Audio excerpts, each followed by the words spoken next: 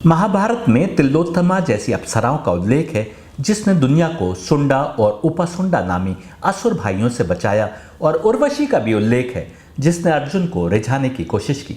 लेकिन हमारा मानना है कि इनमें की अधिकतर कहानियां हकीकतों को ना समझ पाने के कारण बनी समझ से बनी। कंबोडिया हो कि इंडो चाइना, इंडोनेशिया के जावा और बाली द्वीप हो, मणिपुर के मीतई कबीले के मंदिर हो, चंपा की आर्ट हो या चाइना की ईस्ट एशियन आर्ट या खजुराहो का देवी जगदम्बी मंदिर हो, सब में अप्सराओं का कॉन्सेप्ट किसी न किसी नाम से मिलता है। मुसलमानों की भी मानता है कि उनके अच्छे कर्मों के बदले में उन्हें स्वर्ग में हूरें मिलेंगी। यहाँ पर उल्लेखनीय ये है कि जहाँ हिंदू प्रचलित कहानियों के अनुसार अप्सराएं स्वर्ग में देवताओं का नृत्य द्वारा मनोरंजन करती हैं और धरती पर तपस्या करते ऋषियों की तपस्या भंग करने आती हैं, तो मुसलमानों की मान्यता के अनुसार हूरें जमीन पर नहीं आती और न ही देवताओं का मनोरंजन करती हैं, बल्कि अच्छे कर्म करके स्वर्ग में पहुंचने वालों को हूरें मिलती हैं। कुरान में भी हूरों का जिक्र कई जगह मौजूद है।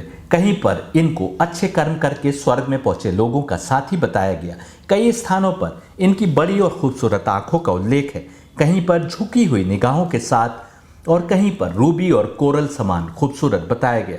इनको किसी मर्द ने नहीं छुआ होगा ऐसा बताया गया है, और ये हरे कुशनों से टेक लगाए खूबसूरत कारपेट्स पर बैठे होंगे। कुरान की आयत 56-35 साफ कह रही है कि इनको किसी ने जना नहीं होगा, यानी किसी माँ की कोख से पैदा नहीं हुई होंगी। रोचक बात यह है कि अथर्ववेद 4:34-2 जिसका उल्लेख हमने भाग 1 में किया था, उसमें अनुवादकों ने शब्द अनस्था का अनुवाद बोनलेस किया है, यानी जिसका हार्ड मांस ना हो, और कुरान की आयत 56-35 कह रही है कि इनको किसी ने जना नहीं। अथर्ववेद में इनको प्योर यानी पाक बताया गया है, और कुरान 55-74 में कहा जा रहा है कि इनको किसी मर्द ने नहीं छुआ होगा। अब जो लोग हूरों को फीमेल समझते हैं, जो ये समझते हैं कि मर्द तो जन्नत में ऐश करेंगे लेकिन औरतों के लिए क्या, उन्हें पता होना चाहिए कि जो भी स्वर्ग में जाएगा अपने कर्मों के कारण उसे कंपेनियंस के तौर पर हूरें मिलेंगी, जैसा कि 78वें चैप्टर की 31वीं से 33वीं आयत में बताया जा रहा है कि वो स्प्लेंडिड कंपेनियंस हैं, यानी बेहतरीन साथी हैं। कुरान 44-54 में स्वर्ग में पहुंचे लोगों की शादी बड़ी आंख वाली महिलाओं से करने की बात हो रही है। अच्छे कर्म करने वाली महिलाओं को क्या इनाम मिलेगा, इस पर किसी दूसरे प्रोग्राम में बात कर सकते हैं। कुरान और अथर्ववेद के उल्लेख से ये भी साफ है कि ये हम आप जैसे मर्द या औरतें नहीं होंगे जो मर्द और औरत के दरमियान बने रिश्ते के कारण औरत की कोख से पैदा होते हैं, बल्कि किसी और प्रोसेस से पैदा हुई क्रिएशन होंगे। फिर हम क्यों मर्द और औरत के विवाद में पड़ते हैं? कुरान 52-24 और 56-17 के अनुसार भी इन साथियों या सेवकों के लिए बॉयज और इमॉर्टल यूथ का शब्द प्रयोग हुआ है, यानी ये हमेशा जवान रहेंगे, जिससे साफ है कि स्पेशल क्रिएशन है और ऐसे सेवा में खड़े रहेंगे जैसे उनके अपने बच्चे हों। अनुवाद देखिए 52-24 और 56-17 का।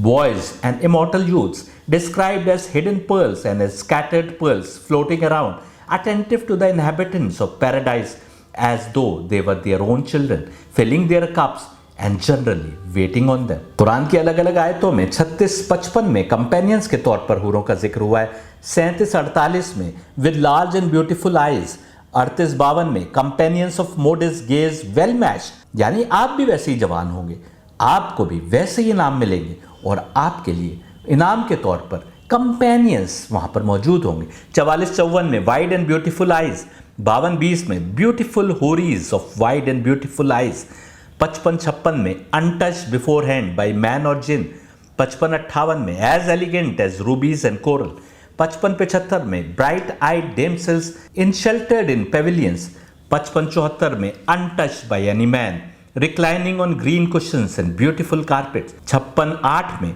the people of the right, how blessed will they be, और 56-22 में and they will have houris, maidens with intensely black eyes set against the whiteness of their irises, 56-35 में created without the process of birth, 78-31 से 33 में and as splendid companions, 44-54 में thus and we will marry them to fair women with large beautiful eyes. अनेक कुरान के मुस्लिम commentators ने समझाने की कोशिश की है कि कुरान में प्यूरिफाइड स्पाउसेस यानी पाक साथी की बात हो रही है और महिलाओं की बात नहीं हो रही है। स्पाउस मर्द का औरत होती है और औरत का मर्द होता है, ये अंग्रेजी जानने वाले सब जानते हैं। और यही जन की बात, सम कंपेनियन की बात कुरान भी कर रहा है। ये तो सभी जानते हैं कि कुरान में कहीं पर भी स्वर्ग में मौजूद 72 वर्जिन्स की बात नहीं हुई, जैसा कि आरोप लगाने वाले कहते हैं। ये वेस्टर्न प्रोपेगेंडा था जो नए ज़माने के कुछ लोग भारत में भी खींच लाए। हाँ, ये ज़रूर है कि 55, 56 और 55, 74 में साफ कहा जा रहा है कि हूर को ना तो किसी इंसान ने और ना किसी जिन ने पहले छुआ होगा, यानी वर्जिन होंगी। हम ये भी बता चुके हैं कि अप्सराओं के लिए अथर्ववेद प्योर का शब्द प्रयोग कर रहा है, पाक का, यानी वहां पर भी इन्हें वर्जिन बताया जा रहा है। और ये भी गौर करने की बात है कि जब हूर या अप्सरा एक अलग क्रिएशन है, इंसानों और जिन्नातों से भिन्न, तो फिर इनके लिए वर्जिन होने या ना होने पर बहस करना हमारी अपनी मानसिकता को दर्शाता है। ये दर्शाता है कि हम वर्जिन को बेहतर मानते हैं नॉन वर्जिन से। ये भी इस्लामिक कॉन्सेप्ट नहीं है, ये कॉन्सेप्ट इंसान के दिमाग की उपज है। फीमेल हूर अनटच्ड बाय ह्यूमन और जिन 55, 56 और 55, 74, the jinn being a species invisible to human beings that the Quran often mentions, यानी जिन वो स्पीशी है जो इंसानों की निगाहों से ओझल है, और कुरान बार बार जिन की बात करता है। कुरान की कुछ और आयतें जैसे 2:225, 3:15 और 4:57 में पाक अजवाज की बात हुई है। जिनको अरबी भाषा आती है वो जानते हैं कि अजवाज जमा है, प्लूरल है, बहुवचन है जौज का, और जौज का अर्थ होता है दूसरा साथी, जो दूसरा मिलकर पूरा हो जाए।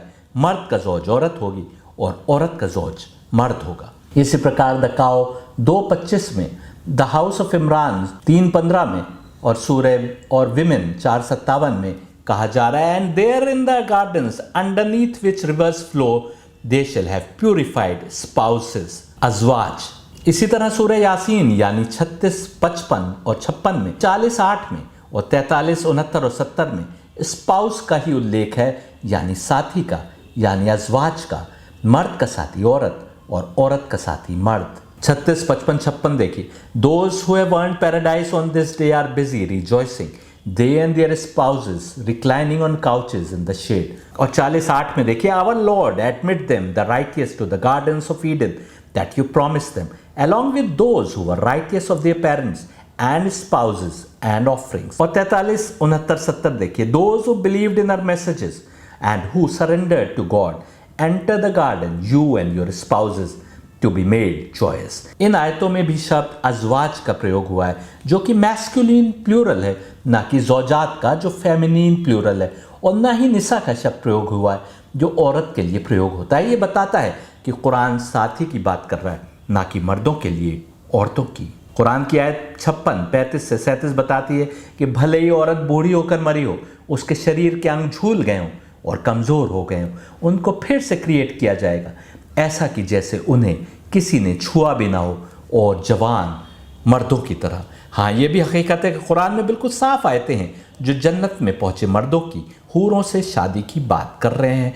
लेकिन हम आपको दिखा चुके हैं कि वेद और अन्य ग्रंथों में भी उसी प्रकार की बातें हो रही हैं उन लोगों के लिए जो युद्ध में लड़ते हुए मारे जाते हैं। 44:54 देखिए, so it shall be and we shall have married them to beautiful eyed हूर। यहाँ पर ज़वाजनहुम का जिक्र हुआ है, ये वर्ड इस्तेमाल हुआ है, जिसका मतलब है उनका पेयर पूरा कर दिया जाए, उनका जोड़ा बना दिया जाए। और इसी तरीके से 52:20 में, reclining on couches in rows and we shall have married them, यहाँ पर भी ज़वाजनहुम का लफ्ज़ इस्तेमाल हुआ है, टू अ ब्यूटीफुल आइड हूर। जो लोग कहते हैं कि जन्नत अय्याशी का अड्डा है, उनके लिए 44:54 और 52:20 खास आयतें हैं जो बता रही हैं कि स्वर्ग में पहुंचे मर्दों की शादियां खूबसूरत आंखों वाली हूर से कर दी जाएंगी। अब ज़रा दिल पर हाथ रखकर बताइए, ये आपकी मानसिकता का फेर है कि आप नहीं समझे।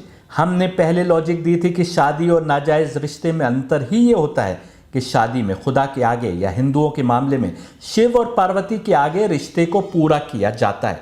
इस गवाही के बिना कोई रिश्ता बना तो नाजायज़ होगा। कुरान की दोनों आयतें खूबसूरत आंखों वाली हूरों से शादी की बात कर रही है। किसी से शादी हो गई और फिर कोई संबंध बना तो क्या आप उस घर को अय्याशी का अड्डा कहेंगे? लेकिन आपका रब सारी सृष्टि का मालिक अथर्ववेद या कुरान में आपसे क्या कह रहा है, आपको कैसी जिंदगी गुजारने को कह रहा है, आपको इससे कोई मतलब नहीं। आप सिर्फ दूसरों का उपहास उड़ाने में लगे हैं।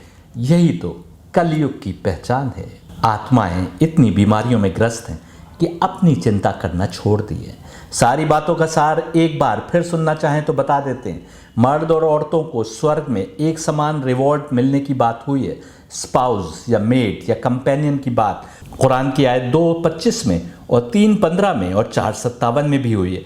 ये कंपेनियन से स्पाउस वो भी हो सकता है या हो सकती है जिसके साथ दुनिया में ज़िंदगी गुजारी है और जो वहीं पहुंच गया या पहुंच गई जहां आप पहुंचे हैं, जैसा कि 13:23 में, 36:56 में, 40:8 में और 43:70 में कहा गया है। और या फिर आपका या आपकी कंपेनियन कोई हूर हो सकती है, जैसा कि 44:54 और 52:20 में बताया गया है। एक स्थान पर नौजवान लड़कों के खिदमत में खड़े रहने की भी बात हुई है।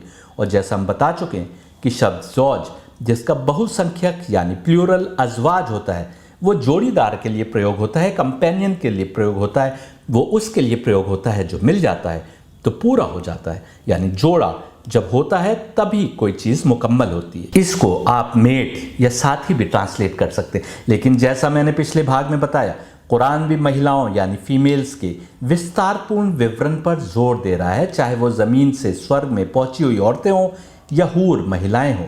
उधर यजुर्वेद भी और अन्य हिंदू ग्रंथ भी स्वर्ग में अप्सराओं की ही बात करते नजर आ रहे हैं। इसका भी एक कारण है, परंतु वो बताने बैठ जाएंगे तो ये वीडियो बहुत लंबा हो जाएगा। एक सवाल रह गया। हालांकि कुरान में कहीं भी 72 हूर का उल्लेख नहीं है, लेकिन हूर का तो उल्लेख है ही।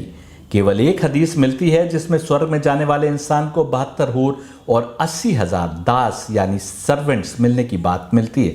इस हदीस में अल्लाह की राह में मरने की बात नहीं हुई, जैसा कि आरोप लगाया जाता है। हालांकि एक और हदीस है जिसमें शहीद को यानी जो अल्लाह की राह में लड़ता हुआ मारा गया, उसको ना केवल 70 हूर मिलने की बात कही गई है, बल्कि ये भी कहा गया है कि स्वर्ग में जाने वाला शहीद अपने साथ अपने परिवार के 70 लोगों को भी ले जाएगा। यहाँ ये बता दें कि अल्लाह की राह में मरना क्या होता है, इस पर भी हमें विस्तार से वीडियो बनाना पड़ेगा, वरना कोई सिरफिरा अल-कायदा और अन्य आतंकी संस्थानों के लिए लड़ने वालों के लिए भी इस हदीस को लागू करता दिखा देगा, क्योंकि वो अलग सब्जेक्ट है, इसलिए उस पर आज बात नहीं कर रहे।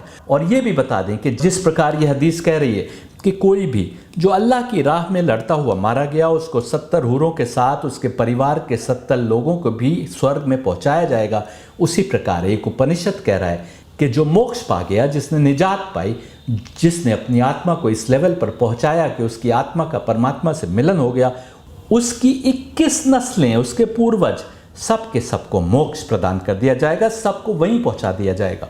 यहाँ वो पहुंचा है। एक ही बात कहीं, एक ही बात वहाँ भी हो रही थी, एक ही बात यहाँ भी हो रही थी। तुमने ना वहाँ पहचाना ना यहाँ पहचाना, तुमने ना वहाँ समझा ना यहाँ समझा। तुमने उधर भी अपनी अपनी दीवारें खड़ी की और तुमने इधर भी अपनी अपनी दीवारें खड़ी कर ली। इस सीरीज के भाग 1 में हम दिखा चुके हैं कि अल्लाह की राह में मरने वालों के लिए महाभारत, अथर्ववेद एवं अन्य सनातन धर्म ग्रंथ 1000 अप्सराओं तक की बात कर रहे हैं। समस्या जो है वो मैं बार बार बताता आ रहा हूँ। भारत के लोगों ने सनातन धर्म छोड़ा तो हिंदू हो गए, और मुसलमानों ने वो रास्ता छोड़ा जो अंतिम अवतार ने बताया था, तो वो भी जलील और रुस्वा हो गए और अभी भी हो रहे हैं। हिंदू जिस दिन सनातन धर्म की ओर उसकी सही समझ के साथ लौटेंगे और मुसलमान उस मार्ग को अपनाएंगे जो अंतिम पैगंबर ने बताया था, तो दोनों पाएंगे कि वो तो एक ही मार्ग पर खड़े हैं। वेद पढ़ने के ऊपर सनातन धर्म को सही समझ के साथ अपनाने का अभिन्न हिस्सा अंतिम पैगंबर की शिक्षा है, और मुसलमान अपने दीन की पूरी समझ बनाना चाहते हैं तो उन्हें भी वेद और उपनिषद को समझना होगा, क्योंकि बहुत सी बातें कुरान में बहुत ही सारांश के साथ बता दी गई हैं जो पहले किसी और ज़माने में यानी वेद और उपनिषद में विस्तारपूर्ण बताई गई थी। आइए आगे बढ़ते हैं। कुछ दिन पूर्व सोशल मीडिया पर पाकिस्तान की एक पत्रकार का भारत के एक मौलाना के साथ वार्तालाप खूब वायरल हुआ, जिसको मज़े लेते हुए कुछ भारतीय चैनल्स ने भी दिखाया। इसमें पाकिस्तानी पत्रकार ने भारतीय मौलाना से इस्लाम, हिजाब और जिहाद जैसे सब्जेक्ट्स पर बात की। हिजाब पर तो हम वीडियो अपलोड कर चुके, जिहाद पर यदि कुछ सवाल हैं तो उस पर भी जल्द ही वीडियो बनाएंगे। एक सवाल जो उठता है वो ये कि जन्नत में वही कुछ देने का क्या मतलब है जो ज़मीन पर मना किया गया। जवाब हम पहले भी दे चुके हैं और फिर दे रहे हैं। धरती पर पैदा करने का मकसद है कि हम सत्य मार्ग को पहचानें और उस मार्ग पर चलकर वहीं पहुंच जाएं जहां से आदिम पुरुष आदम ज़मीन पर आए थे। वहां वापस आदम भी जिससे आदमी बना और जिसको मुसलमान पहला इंसान मानते हैं। उपनिषद भी पहले इंसान को आदिम पुरुष बता रहे हैं और उसी आदिम से आदम बना है। तो आदम जहां से आए थे वहीं वापस पहुंचना इंसान का मकसद है। वहां वापस पहुंचने के लिए अवतारों ने बार बार आकर मार्ग बताया, बेहतर जिंदगी जीने के रास्ते बताए। मकसद सिर्फ यही था कि इंसान की आत्मा यानी रूह उन्नति करते हुए उसको पुरुषोत्तम बना दे यानी अशरफुल मखलूकात बना दे और वो फिर से स्वर्ग यानी जन्नत की उस दुनिया में पहुंच जाए जहां से परीक्षा हेतु इंसान को रोका गया था। जिसने दुनिया में हमारे भले के लिए या तमाम इंसानियत के भले के लिए कानून बनाए परीक्षा के लिए, वही यदि वो कानून हटा दे तो आप कैसे आपत्ति कर सकते हैं। उदाहरण के रूप में यदि एक क्रिकेट मैच है, आपने 80 मीटर पर बाउंड्री बना दी, अब जो भी हिट 70 मीटर तक जाएगा वो सिक्सर नहीं हो सकता। लेकिन यदि यही बाउंड्री 60 मीटर पर लगाई गई होती तो 70 मीटर जाने वाला हर हिट सिक्सर माना जाएगा। आप ये तो नहीं कह सकते कि कल के मैच में 70 मीटर पर बाउंड्री थी तो आज भी 70 मीटर तक जाने वाला हर हिट सिक्सर होगा। ऐसे ही कोई रेस है, आपको आगे पीछे खड़ा किया गया है, ये परीक्षा है, आप सबको दौड़ना है, रूल्स बनाए गए हैं कि लेन में दौड़ना है और आपने लेन तोड़ दी तो आपको सजा के तौर पर रेस से बाहर कर दिया जाएगा कि नहीं। लेकिन अब आप रेस जीत गए, अब आप सेलिब्रेशन में तमाम लेन्स में दौड़ते फिरिए। अब कौन कहेगा कि आप गलत कर रहे हैं। परीक्षा दुनिया में है ना कि स्वर्ग में, और आपको कानून का पालन करना है तो दुनिया में। स्वर्ग में तो आप परीक्षा पास करके इनाम के तौर पर पहुंचाए गए, वहां यदि परीक्षा नहीं है तो रूल्स भी नहीं है, या फिर यदि रिलैक्स रूल्स हैं तो आप कौन होते हैं आपत्ति करने वाले। दुनिया के मालिक ने दुनिया के लिए रूल्स बनाए, वही स्वर्ग का मालिक है तो उसने वहां के लिए कुछ और रूल्स बनाए। ठीक वैसे जैसे दिन में जिस चौराहे पर 3-3 मिनट की रेड लाइट होती है, रात को 2 बजे उसी चौराहे पर जाइए तो पीली लाइट ब्लिंक कर रही होती है। ये तो एक ही चौराहे की बात है, 12 घंटे के अंतर पर। आप यदि रात को पीली ब्लिंक होती बत्ती पर नहीं रुके तो क्या आप दिन में ये कहते हुए निकल सकते हैं कि हम तो रात वाले कानून को मानेंगे। जहां का और जिस समय का जो कानून है वही तो आपको मानना है, आपकी मर्जी हो या ना हो। एक समय में 8-8, 20-20, 50-50 शादियां करने का जिक्र उपनिषद में भी मौजूद है, पुराण में भी मौजूद है। एक ऋषि का हमने बताया आपको कि उसने एक ही राजा की 50 पुत्रियों से एक ही समय में शादी की। लेकिन क्या आज आप करेंगे। समय के साथ रूल बदले, समय के साथ कानून बदले और समय के साथ उन पर पालन करना हमारी आपकी मजबूरी है। जो कानून है उस पर पालन करना है। इंडिया में है तो राइट साइड से ओवरटेक करना है और फ्रांस में है तो लेफ्ट साइड से ओवरटेक करना है। जो जहां का हाकिम है वो वहां का कानून बनाता है। स्वर्ग के हाकिम ने यदि हूरें बना दी इनाम के रूप में तो उसको आप दुनिया के कानून से कैसे जोड़कर देख सकते हैं। अब बस एक और मुद्दे पर बात करेंगे। कुछ हिंदू मुसलमानों के लिए कहते हैं कि मुसलमानों के यहाँ तो स्वर्ग और नर्क का कॉन्सेप्ट है, जबकि हिंदुओं में तो मोक्ष का कॉन्सेप्ट है। मुसलमानों को तो स्वर्ग में हूर और शराब आदि बताई गई है, लेकिन हिंदुओं को तो बताया गया है कि आत्मा परमात्मा से एक हो जाती है। ये सब्जेक्ट भी विस्तार से एक्सप्लेनेशन मांगता है, लेकिन आज बस एक दलील के साथ आज के वीडियो को ख़त्म करते हैं। इसमें कोई शक नहीं कि सनातन धर्मियों को मोक्ष का कॉन्सेप्ट बताया गया था, लेकिन साथ ही उनको स्वर्ग और नर्क का भी कॉन्सेप्ट बताया गया था। गीता ने बड़े विस्तार से इन दोनों में अंतर को समझाया, लेकिन समझ वही सकता है जो सही राह पर बढ़ते हुए समझने की कोशिश करे। गीता ऐसे लोगों की भी बात कर रही है जो स्वर्ग में हमेशा की जिंदगी गुजारेंगे, और ऐसों की भी जिनको उनके अच्छे कर्मों के लिए इनाम तो दिया जाएगा, लेकिन वो उस मंजिल तक नहीं पहुंच सकेंगे जो मोक्ष की मंजिल है। अब जरा सोचिए, कुरान ने कहा कि गैर महरम पर दूसरी नज़र ना डालो, अपनी निगाहों को झुकाए रखो। ऐसा मर्दों से भी कहा, औरतों से भी। क्या ये परीक्षा नहीं है। आपको कोई औरत अच्छी लग रही है और आप उस पर निगाह नहीं डाल रहे कि आपके रब ने नामहरम की ओर निगाह करने से रोका है। आपने सारी जिंदगी इस पर अमल किया। मान लीजिए विश्वामित्र नंगी नारी के बहकावे में ना आए होते और वैसे ही तपस्या में लीन रहते, यहाँ तक कि मौत आ जाती। आप इस तपस्या के बदले में यदि उन्हें स्वर्ग में अप्सरा दे दी जाए तो क्या आपत्ति है। परीक्षा तो यहाँ पर थी और परीक्षा पास करके वहां गए। अब इनाम के रूप में परीक्षा लेने वाला जो चाहे इनाम दे। किसी नारी से संबंध बनाना गलत थोड़ी है, कानून से बाहर जाकर संबंध बनाना गलत है। और स्वर्ग में वही इनाम के तौर पर अप्सरा प्रदान कर रहा है जो कानून बनाने वाला है। मुसलमान भी बहुत सारी कुरानी आयतों को ठीक ठीक नहीं समझ पाए, इसीलिए सही जवाब दे पाने से चूक जाते हैं। सूरह वाक़िया 3 प्रकार के लोगों की बात कर रहा है। एक बाएं हाथ में कर्म लेने वाले, यानी वे लोग जो नरक में डाले जाएंगे। एक दाएं हाथ में कर्म लेने वाले, और तीसरे आगे बढ़ जाने वाले। सबसे बेहतरीन इनाम उनके लिए है जिनको साबिकून यानी आगे बढ़ जाने वाला बताया गया है। ये भी कहा गया है कि पिछले ज़माने में आगे बढ़ जाने वाले यानी साबिकून बहुत अधिक संख्या में थे और अंतिम ज़माने में बहुत ही कम संख्या में होंगे। लेकिन दाएं हाथ में कर्म लेने वाले पिछले ज़माने में भी बहुत अधिक और अंतिम ज़माने में भी बहुत सारे। ये दाएं हाथ में कर्म लेने वाले वो हैं जो कभी जन्नत की लालच में, वहाँ के मज़े की लालच में, या कभी नर्क यानी जहन्नुम के खौफ से इबादत करते हैं, पूजा पाठ करते हैं। इनके लिए कानून बनाए जाते हैं, डूज एंड डोंट्स बनाए जाते हैं। लेकिन एक वो लोग भी हैं जो सत्य मार्ग का ज्ञान रखते हुए आत्मा को बेहतरी के मार्ग पर लगाते हैं और आगे ही बढ़ते जाते हैं। आत्मा आगे बढ़ती रहती है, यानी आत्मा इतनी पाकीज़गी की मंजिलों पर पहुंच जाती है कि उसके आगे मोक्ष की मंजिलें। इनको ना तो जन्नत और हूरों का लालच है और ना जहन्नुम का खौफ। ये बस कर्म करते हैं, अपने रब की मोहब्बत में, उसी में लीन रहते हैं। ये हैं आगे बढ़ जाने वाले साबिकून, जो पिछले ज़माने में यानी सतयुग में तो बहुत अधिक संख्या में थे, लेकिन अंतिम ज़माने में यानी कलयुग में बहुत ही कम रह जाएंगे। लेकिन दाएं हाथ में कर्म करने वाले यानी वो लोग जिनके अच्छे कर्म अधिक हैं, वो पिछले ज़माने में भी बहुत अधिक संख्या में थे और अंतिम ज़माने में भी बहुत अधिक संख्या में होंगे। कुरान में हूरों का जिक्र आया है तो उनके लिए जो दाएं हाथ में कर्म करने वाले हैं। 56:8 में देखिए, the people of the right how blessed will they be. और 56:22 देखिए, and they will have houris maidens with intensely black eyes set against the whiteness of their irises. यानी जो अच्छे कर्म के कारण स्वर्ग में पहुंचाए गए, इनके लिए काली आंखों वाली हूरों का जिक्र कुरान कर रहा है 56:8 में। ये वो लोग थे जो मेटेरियल चाहतों पर अंकुश लगाए रहे इसलिए कि इनाम मिले। बहुतेरों ने गुनाह शायद इसलिए ना किए हों कि हूर मिलने का वादा किया गया है।